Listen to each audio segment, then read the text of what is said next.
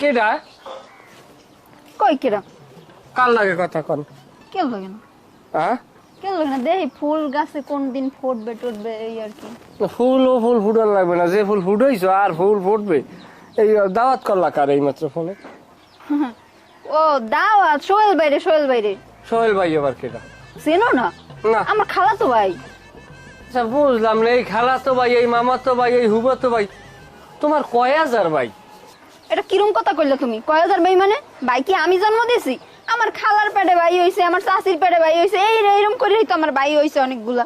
আচ্ছা তোমার খালার পেটে হয়েছে, তোমার মামির পেটে হয়েছে ভালো কথা, কিন্তু হেরা তো আর মোর বাহের পেটে হয় নাই। তাই মোগো বাড়ি যায় কি আমি হেজে খুঁজতে পারলাম না। এবারে কয় কি আয় আমার বাড়ি আইবে না? বোনটা যে এইবারে বিয়ে দিয়েছে, এইবারে কিরম আছে, কেমনে থাকে, কি খায় না খায়, হ্যাঁ হ্যাঁ গো দায়িত্বর মধ্যে পড়ে না? আই একটু দেখবে না? আর মামা তো ভাই, খালা তো ভাই, হুবা তো ভাই, চাচা তো ভাই, হ্যাঁ গো তো কইতে গেলাম আমি এই হাতের তারার উপরে বড় হইছি। আইবে না? খোঁজ খবর নেবে না?